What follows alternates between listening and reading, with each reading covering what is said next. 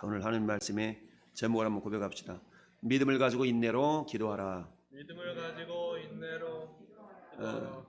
자, 우리가 기도하는 이유는 응답을 위해서 기도하죠.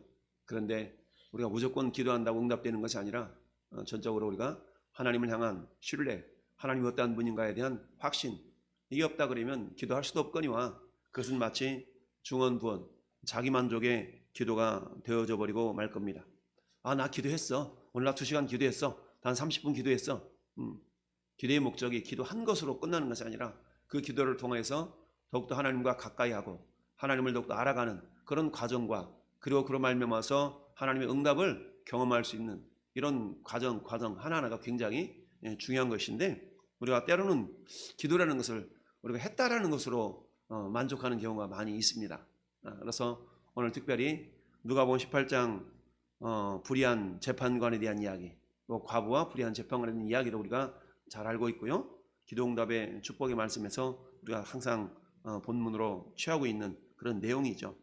자, 여기서 불의한 재판관과 아주 대조적으로 나타나고 있는 하나님은 어떤 분이에요? 공의로우신 하나님이라는 얘기죠. 불의하다, 그 반대는 공의로우시다는 얘기죠. 이처럼 불의한 재판관을 주님이 말씀하고 있는 까닭은 이와 대비해서 하나님은 불의하지 아니하시다라는 것을 강조하시기 위한 그런 내용으로 우리가 바라보게 됩니다.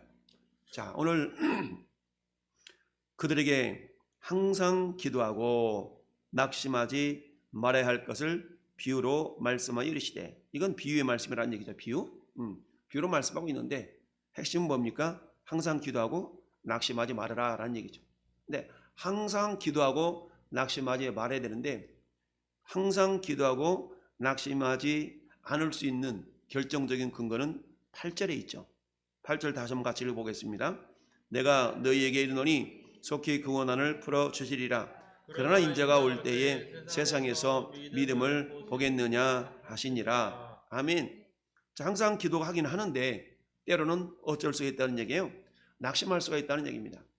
우리 인간이라는 것은 한계가 있고 우리 인간의 지식이 짧기 때문에 때로는 아무리 믿음이 좋은 사람이라 할지라도 낙심할 수가 있다는 얘기입니다. 그럼 우리가 어떤 경우에 우리가 낙심할 수가 있겠는가? 찾아보면 여러 가지가 있겠죠. 가장 먼저는 우리가 죄를 지은 때에 우리는 낙심할 수가 있습니다. 마치 아담과 하와가 에덴 동산에서 하나님 앞에 불순종함으로 죄가 들어오지 않습니까? 그때 아담과 하와의 마음속에 낙심한 자의 특징은 뭡니까? 담대함이 사라지게 되고요, 두려움이 임하게 되죠. 그래서 아담과 하와, 하나님이 아담아 내가 어디 있느냐 라고 하나님이 아담을 부르실 때 내가 벗었으므로 두려워하여 나무에 숨었나이다 라고 고백을 하죠. 이처럼 범죄한 사람의 특징 중 한 가지는 뭐냐? 낙심할 수 있게 된다는 얘기죠. 그럼 낙심의 원인은 왜 그래요? 사단은 우리로 하여금 참소하는 자이죠. 내가 그래가지고 목사야? 네가 그래가지고 집사야? 기도를 하는데 사단이 계속적으로 우리 마음의 생각에 이런 것들을 집어넣어 주죠.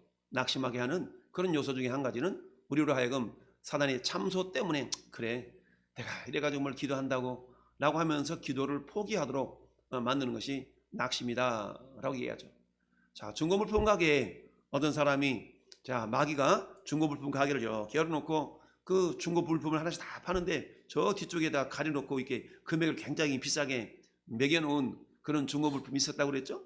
그래서 왜 저거 저렇게 비싸냐고 이렇게 얘기하니까 가만히 보면 그게 낙심이라는 상품이었다고 그래요. 다른 것들은 다 싸게 팔려나가지만 왜? 저 낙심이라는 것만 없다 그러면 우리 예수 믿는 사람들을 다 이기게 되는데, 낙심만 하게 된다면, 그냥 낙심이라는 것이 사라지면 우리 예수 믿는 사람들 이길 수가 없다 라고 사단이 알고 있기 때문에 이 낙심이라는 그 물품은 가장 비싸게 매겨놨더라 라는 그런 이야기가 있습니다. 이런 것처럼 항상 기도하기는 하는데 때로는 낙심할 수가 있는 이유 중에 한 가지는 뭐 때문에? 죄 때문에 낙심하게 되더라. 그러나 하나님은 어때요? 너희가 만일 너희 죄를 자백하면 저는 미쁘시고 의로우사 우리 죄를 사하시면 모든 불의 가운데 우리를 깨끗하게 하실 것이요 라고 말씀하고 있죠. 우리가 죄를 전혀 짓지 않는 의인은 하나도 없다라고 성경은 말씀하고 있죠. 이처럼 아무리 우리가 의인 되었다 할지라도 우리가 한번 목욕했다고 해서 우리가 영원히 깨끗해지는 건 아니죠. 계속 때를 타게 되는 것처럼 아무리 우리가 거룩한 의인이 되었다 할지라도 우리는 불의한 세계 가운데 살아가다 보니까 범죄에 노출되기도 하고 마음의 죄를 짓기도 하고 여러 가지 어떤 연약함이 우리 가운데 있을 수밖에 없습니다. 그렇다 할지라도 어때요? 그런 생각이 날 때마다 우리 입술로 죄를 자백하고 주님의 도우심을 구하고 사단의 참소를 예수님의 보혈로 물리쳐 이기는 그런 가운데 낙심의 요소, 사단의 참소로부터 이겨낼 수가 있다라는 얘기입니다. 자, 두 번째는 뭐예요? 환난과 고난 때문에 낙심할 수가 있죠. 야, 내가 이렇게까지 기도했는데, 내가 이렇게까지 신앙생활했는데 이런 어려움이 왜 나한테 임하지? 라는 그런 환난과 역경 때문에 우리는 낙심할 수가 있습니다. 그러나 여러분, 이 땅은 불완전한 세계라고 그랬죠? 불완전한 세계에 믿는 자나 믿지 않는 사람이 누구나 다 같이 노출되어 살아가게 됩니다. 그러다 보니까 환난과 고난, 자, 이런 것은 우리가 믿는 사람들이라고 임하지 않는 것이 아니죠. 그러나 문제는 그 환난과 고난을 대하는 태도가 믿는 사람과 믿지 않는 사람은 확연히 다를 수밖에 없다라는 이야기죠. 자, 그래서 물이 컵에 절반이 들어있을 때 우리가 흔히 얘기하는 말로 야, 절반밖에 없네 라고 말하는 사람이 있는 반면에 야, 절반이나 남아있네 라고 말하는 사람도 있더라. 우리 그리스도인들은 특별히 어떤 상황과 현실을 바라볼 때 이처럼 믿음의 눈을 가지고 긍정적인 자세로 바라볼 수 있는 것이 굉장히 중요하다. 여러분, 이스라엘 백성들이 저 가나안 땅에서 이제 가나안 땅을 들어가게 해서 가데스 바네아에서 이제 하나님이 모세를 통해서 12명의 정탐꾼을 보냈을 때 똑같은 현상, 똑같은 상황을 바라보았던 12명의 정탐꾼 가운데 오직 여호수아와 갈렙 두 사람만큼은 그 배후의 역사하시는 하나님을 바라보았기 때문에 그 상황을 긍정적으로 얘기했어요.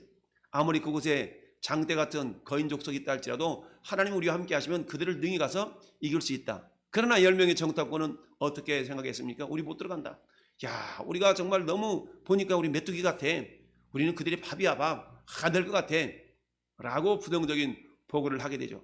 똑같은 상황이었지만 10명의 정탐꾼은 이처럼 안 된다라는 부정적인 보고를 했고, 그러나 2명의 여호수아와 갈렙만큼은 긍정적인 보고, 믿음의 보고를 했던 것이죠. 하나님은 그들의 모습을 바라보면서 너희 말이 내게 들린 대로 내가 너에게 행하겠다라고 말씀하시면서 믿음으로 긍정적인 보고를 했던 여호수아와 갈렙만 가나안 땅에 들어가는 그런 복을 받았던 걸 보게 됩니다. 이처럼 저는 여러분들은 고난이 있을 수밖에 없습니다. 그러나 이 고난이라는 것은 우리의 믿음을 더욱더 견고히 만들어가는 하나의 도구라는 사실을 우리는 인정해야 됩니다. 왜냐하면 주님이 고린도전서 10장 13절에 뭐라고 말씀하고 있습니까? 사람이 감당할 시험 밖에는 너에게 당한 것이 없나니 사람이 하나님께서 우리에게 시험 당할 쯤에 피할 길을 내서 너희로 능히 감당하게 하신다라고 말씀하고 있습니다. 즉 우리가 감당하고 있는 나에게 닥쳐진 어떤 고난, 역경, 환난이 임할 때 우리 믿는 사람들의 마음의 자세는 어떠해야 된다는 얘기예요? 아, 하나님이 감당할 만한 것만 주셨구나 라는 믿음을 가져야 된다라는 얘기죠. 결국 이것을 통해서 사도 베드로는 베드로전서 5장 10절에도 그렇게 말씀하고 있습니다. 모든 은혜 하나님 곧 그리스도 안에서 너희를 부르사 자기의 영원한 영광에 들어가게 하시니가 잠깐 고난을 당한 너희를 친히 온전하게 하시며 굳건하게 하시며 강하게 하시며 털을 견고하게 하시리라. 아멘. 할렐루야. 또한 야고보 사도도 뭐라고 말씀하고 있습니까? 형제들아 너희가 여러 가지 시험을 만나거든 온전히 기쁘게 여기라.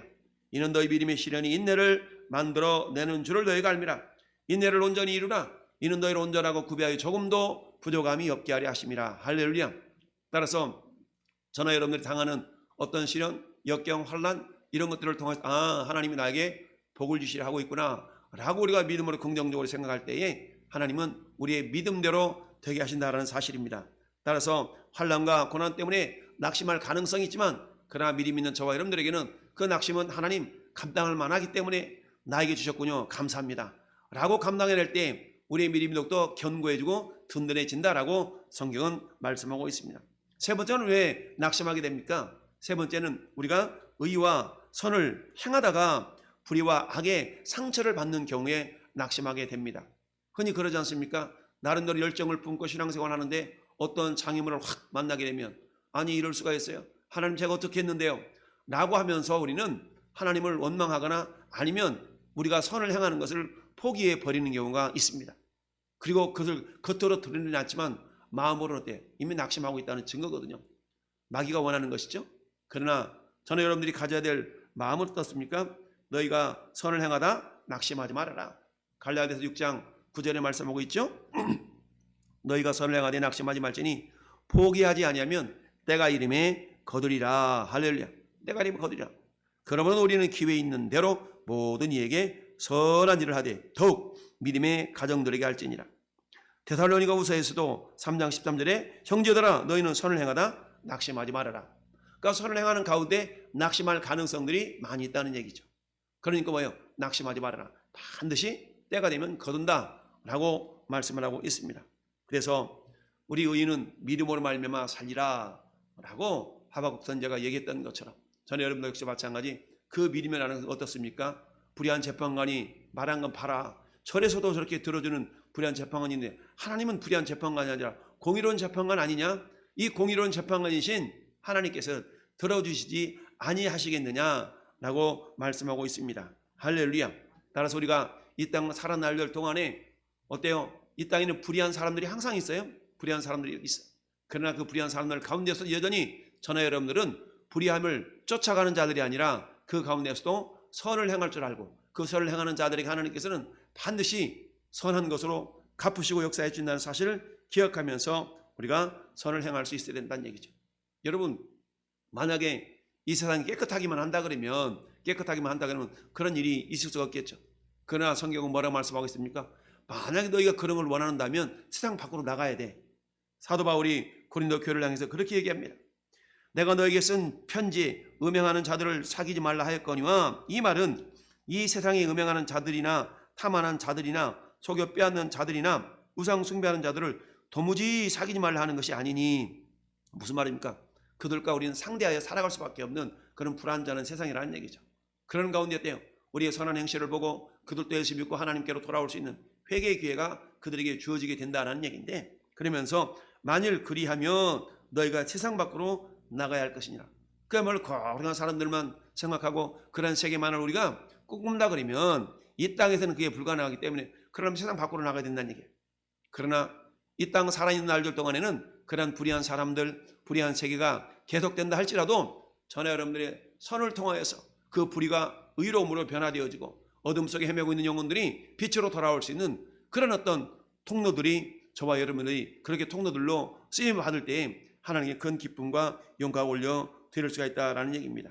따라서 우리들은 어때요? 반드시 하나님이 응답해 주신다라는 그런 확신을 가지고 어때요? 오늘 말씀의 제목처럼 믿음을 가지고 인내로 기도해야 된다라는 이야기입니다. 자, 그러면서 이 과부와 불의한 재판관에 대한 비유를 주님이 말씀해 주시지 않습니까? 이 불의한 재판관은 믿음이 있어서 들어주는 것이 아니라 귀찮아서라도 들어줬다 그러면 하나님은 귀찮아서 들어주신 분이 아니라 우리 하나님과 관계는 하나님 아들, 하나님의 자녀들이기 때문에 우리에게 들응답해 주신다라는 얘기입니다. 그런데 때요, 이 결론적으로 8절은 그렇게 말씀합니다. 그러나 인자가 올 때에 세상에서 믿음을 보겠느냐라고 말씀하고 있습니다. 세상에서 믿음을 보겠느냐? 여러분 주님의 재림이 늦어짐에 따라서 차츰차츰 믿음을 떠나버린 많은 사람들이 있었어요. 여러분 로마의 식민지로 인해서 어려움을 당했던 많은 이스라엘 백성들이 어때요? 주님이 이제 곧 오실 거야, 곧 오실 거야라는 기대감을 가지고 살았댔는데 어때요? 시간과 세월이 흘러감에도 불구하고 주님이 다시 오시지 않는 모습을 보면서 세상과 적당히 타협하고 믿음을 버리는 많은 사람들이 있었던 거예요. 오늘 이 시대도 마찬가지입니다. 주님은 곧 오신다 곧 오신다 라고 말씀하고 있지만 그러나 아직도 안 오신 모습을 바라보면서 야 지금껏 아무 일도 없었는데 마치 소돔과 고모라 성을 멸망시키기 위하여서 두 명의 천사가 소돔성을 찾았을 때 롯의 사이들은 어땠어요? 농담을 해야겠더라. 그 소돔성을 멸하시겠다라는 하나님의 음성을 듣고도 그 말을 농담으로 여겼다는 얘기예요. 왜 그래요? 지금껏 아무 일도 없었는데. 상황을 봐. 아무 일도 없잖아. 아니 비가 내려서 이 땅을 뒤엎는다고? 아니 마른 하늘에 우리가 비를 내린 것을 본 적도 없는데 저 노아 저 영감탱이 저거 지금 미친 짓 하는 거 아니야? 지금껏 아무 일도 없었는데? 라는 것과 마찬가지로 오늘 이 시대도 우리는 어때요? 이처럼 둔감하게 살아가는 많은 사람들을 보게 됩니다. 여러분 마태복음 25장의 열전의 비유를 통해서 우리에게 가르쳐 주신 건 뭡니까? 따라합시다. 그런즉 깨어있으라. 깨어있으라는 거 아니겠어요? 신랑이 더디움으로 다 졸며 잤어요. 슬기로운 처녀나 미련한 처녀나 다 졸며 잤다 그랬어요. 그런데 중요한 것은 어때요? 신랑이로다 라는 소리가 났을 때에 슬기로운 다섯 처녀는 항상 스탠바이, 비록 졸 수는 있어요. 그러나 깨어서 곧 맞이할 수 있는 준비가 되어져 있냐는 얘기죠. 저는 여러분도 마찬가지입니다. 이처럼 제한된 세상, 죄가 관영한 세상, 이 세상 가운데 우리가 살아가다 보니까 때로는 어때요? 낙심할 요소들이 있어요.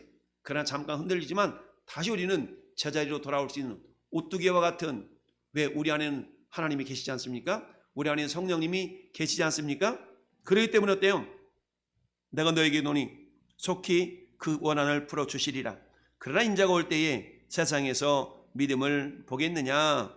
여러분, 주님이 가까이 오면 봄을 가까이 오심을 때가 되면 될수록 사단은 주님이 오실 날이 얼마 남지 않은 줄 알고 더욱더 믿음의 사람들을 그 믿음을 도둑질해 가려고 이 모양 저 모양으로 역사한다는 사실을 우리는 알아야 됩니다. 따라서 오늘날 저는 여러분의 믿음을 늘 점검하고 진단하면서 과연 나에게는 어떠한 믿음이 있는가를 늘 우리가 돌아볼 수 있어야 됩니다. 그래서 정말 죄 때문에 낙심할 수가 있고, 내가 의로운 행위를 하다가 거기에 대한 어떤 응답이 늦어질 때 낙심할 수 있게 되어지고, 환난과 고난 때문에 우리가 낙심할 수가 있지만, 그러나 하나님은 공의로우신 분이시다. 반드시 하나님은 공의와 사랑의 하나님이시기 때문에 우리가 선을 행하되 낙심하지 말고 반드시 때가 되면 거둔다라는 사실을 우리가 기억할 수 있어야 된다. 그래서 주님이 오실 그날까지, 우리 주님 만날 그날까지 진실한 믿음으로 인내하면서 인내를 온전히 이루라. 이는 너희를 온전하고 구비하여 조금도 부족함이 없게 하려 하심이라 라는 말씀을 우리가 기억하면서, 여러분 마지막 때는 어떤 현상이 나타납니까? 사도 바울이 디모데전서 4장 1절에 이렇게 말씀해요. 성령이 밝히 말씀하시기를 후일에 어떤 사람들이 믿음에서 떠나 미혹하는 영과 귀신의 가르침을 따르리라 하였느니라. 믿음에서 떠나 믿음을 지키지 아니하고 다른 정보, 다른 지식, 이 다른 것을 이렇게 쫓아가는 경우가 많이 있다는 얘기입니다. 여러분이 전도하다가 들려있는 소리가 어떤 소리입니까? 나도 옛날에는 성가대원도 했고, 나 옛날에는 집사도 했고, 이런 소리를 간혹 듣는 경우가 있거든요. 근데 지금 어떠냐는 얘기죠. 지금은 이런 소리를 듣게 됩니다. 왜 그래요? 사단에게 속아 넘어갔기 때문에 믿음을 저버렸다. 그 현상, 그 상황이 일어날 것을 성경이 분명히 말씀하고 있음에도 불구하고 이런 말씀을 우리가 제대로 알지 못하기 때문에 어때요? 자기가 속아 넘어가면서도 속아 넘어가고 있다는 사실을 알지 못하는 경우가 많이 있다. 그래서 어떤 사람들이 믿음에서 떠나 미혹하는 영과 귀신의 가르침을 따르리라 했다는 얘기입니다. 자, 그래서 어때요? 이 같은 자들에서 우리가 떠나서 오늘도 인내로, 우리 하나님을 신뢰함으로 인내를 가지고 반드시 선을 행하되 낙심하지 말아라. 하나님은 반드시 기도에 응답하시는 우리 아버지시다 라는 것을 기억하면서 저는 여러분들이 기도가 멈추지 않고 인내를 가지고 기도하여 마침내 하나님이 행하셨노라고 고백하며 간증하는 주인공들이 될 수 있기를 예수님의 이름으로 축원을 드립니다. 아멘. 너는 내 아들이라.